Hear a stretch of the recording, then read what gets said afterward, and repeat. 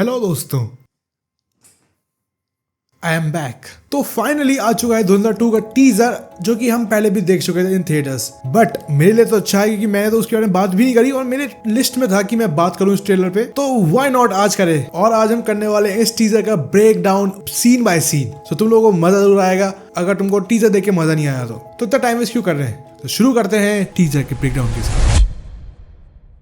मेरे पास कोई script ready नहीं है, तो हम लोग सीधा टीजर को धीरे धीरे करके देखेंगे। उसके बाद धीरे धीरे करके सीन ब्रेकडाउन करेंगे। इसको आलसी बात मत कहना गलती से भी। तो पहला सीन जो आता है इसके अंदर, जो मैं देख पा रहा हूँ कि वो है अपने हमजा, जिसका नाम असली में जसक्रीत है। वो अपने यंग एज के अंदर बंदूक इकट्ठे कर रहा है, उसके हाथ की जगह कटा हुआ है उधर। सो इट जस्ट सेज कि यहाँ पे एक बहुत बड़ा मैसेकर होने वाला है, जो जसक्रीत सिंह करेगा अकेले बैठ के अलग अलग जगहों पे, या फिर एक जगह पे जहां पर उसके माँ बाप को जिसने मारा था उसको पता चल चुका है। And this thing is pretty much scary because यहाँ हमको क्लियर नहीं है कि क्या वो पहले से ही पुलिस ऑफिसर था या मिलिट्री ऑफिसर था या वो सीधा एक क्रिमिनल बन चुका है। Because R Madhavan character Ajay Sanyal ये चीज कहता है कि हम जिसको रिक्रूट करने वाले हैं वो एक क्रिमिनल होगा या फिर क्रिमिनल्स होंगे। सो आई डोंट नो कि क्या ये एक क्रिमिनल सीधा बन जाएगा या एक आर्मी ऑफिसर से क्रिमिनल बनेगा।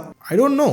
We see a lot of shots जहाँ पे काफी सारे लोग मरे हुए हैं। एंड एक चीज समझ में आती है कि ये सब के सब या तो इससे जुड़े हुए थे इस कैरेक्टर के साथ, या फिर नहीं जुड़े हुए, या फिर इसी के टाउन के लोग होंगे। It must be war sequence जहां पर इस गांव के लोग दूसरे गांव के लोगों के साथ मुठभेड़ में मर गए। Like yes, pretty much stupid right. But the thing is कि हमको ये चीज समझनी पड़ेगी कैसे ये अकेला इंसान ही सबको मार देगा। एंड ये चीज काफी इंपॉर्टेंट साउंड करती है बिकॉज तभी इसको चुना गया इस मिशन के लिए। Then we see a montage जहां पे हम हमजा के सीक्वेंस को और जसक्रीत के सीक्वेंस को साइड बाय साइड देखते हैं। एंड यहाँ पे हमजा का सीक्वेंस हमारा पार्ट 2 की स्टोरी लाइन को फॉलो करेगा, जो काफी इंटरेस्टिंग है बिकॉज यहाँ पे लोग उसको सेलिब्रेट कर रहे हैं कि वो जो भी करने वाला है, अपने चोटी उतार रहा है, तभी लोग सेलिब्रेट कर रहे हैं। May be because he is the ruler now, जो कि अब रहमान डकीत की जगह बैठ चुका है। शायद मेरे हिसाब से ये उज़ैर को भी मार चुका है, लेकिन उज़ैर को मारना is a very big step because यहाँ पे सारा शक जा सकता है इजिली हमजा पे। मैं भी देख रहा था, काफी इंटरेस्टिंग शॉट देखने को मिला, वो था ये वाला जहाँ पर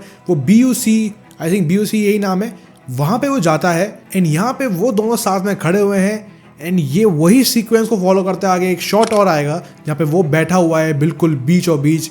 एंड इट जस्ट शोज कि रहमान कैसे इधर आया था, कैसे सिंबॉलिकली वो यहाँ गन डील करने आया था। शायद यहाँ पर ये भी वही काम करने आया हो, बट थोड़ा सोच के देखें तो ये काम थोड़ा सा आसान नहीं होने वाला बिकॉज यहाँ पे सिर्फ वही आता है एक रूलर हो प्लस जो बलोच लोगों के साथ बुरा नहीं होने दे रहा, जो उनके साथ खड़े होकर ISI के साथ लड़ रहा है। ये काम मोस्ट प्रोबेबली हमजा ही करेगा। रिमेंबर द शॉट जहाँ पे वो जब प्लान आता है रहमान को मारने का, एंड जब वो जाता है उधर कि मैं BUC के पास जाऊंगा, वहां गन की ट्रेडिंग का एक रॉन्ग इन्फॉर्मेशन दे दूंगा, जब वो देखता है कि ISI ने काफी बच्चों को मार दिया है जब उनके स्कूल के खानों में या पानी में जहर मिला दिया था। एंड यहाँ पे उसकी शक्ल ऐसी हो जाती है कि ये क्यों हुआ। एंड शायद यहाँ से वो ट्राई करेगा कि इनके साथ बुरा ना होने दूं, प्लस जो उसका दुश्मन है ISI मिर्जा इकबाल, वो इसका भी दुश्मन है। सो व्हाई नॉट क्यों ना दुश्मनी में निभाई जाए अच्छी खासी।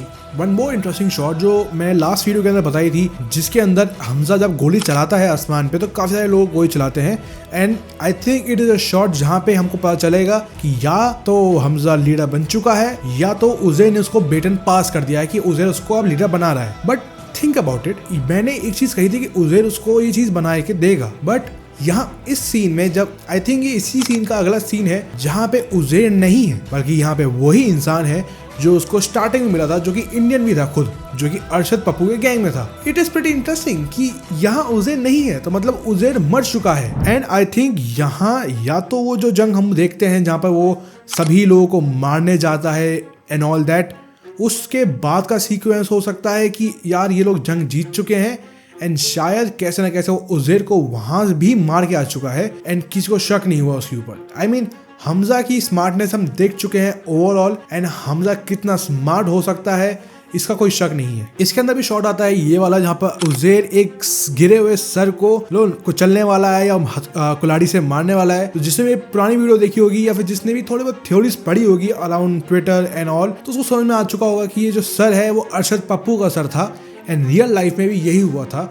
जब उज़ैर को पता चला था कि अरशद पप्पू ने एसपी चौधरी असलम को बोला था कि रहमान दाकिद को जाके मार दो, तो उज़ैर ने अरशद पप्पू का सर काट के उसके साथ फुटबॉल खेला था पूरे लाइरी में। आई थिंक हम इधर भी सेम सीक्वेंस को इमेजिन कर सकते हैं, सेम सीक्वेंस के साथ हम इसको चल नहीं दे सकते हैं, बिकॉज पिक्चर इतनी ब्रूटल हो चुकी है, तो ये सब क्यों ना दिखाया जाए। एंड यहाँ मेरे हिसाब से फुटबॉल खेलने के बाद की बात होगी। And we see a shot जहाँ पे हमजा एंड जसप्रीत दो सामने से चल के आ रहे हैं, एंड ये शॉट दिखाता है the power, the dominance of Hamza and Jaspreet, कि दोनों अपने काम में सफल रहे। चाहे दोनों सेम इंसान क्यों ना हो, पर दोनों ने अपने अपने आइडेंटिटी के हिसाब से अपना अपना काम सही से निभाया। एंड यहाँ पे हमको ज़्यादा कुछ दिखाया नहीं है, जो मैंने बताया था ट्रेलर एंड टीजर में कि इन्होंने हमजा वर्सेस मिर्जा इकबाल की जो सीक्वेंस थी वो ऑलमोस्ट रिवील कर दी थी, जो मैंने डिकोड कर दी थी। एंड ये काफ़ी इंटरेस्टिंग सिनेरियो था उस टाइम के लिए, बट अभी इन्होंने लिटरली मिर्जा इकबाल को कुछ दिखाया ही नहीं है। And I am very happy with that. And also we see a shot of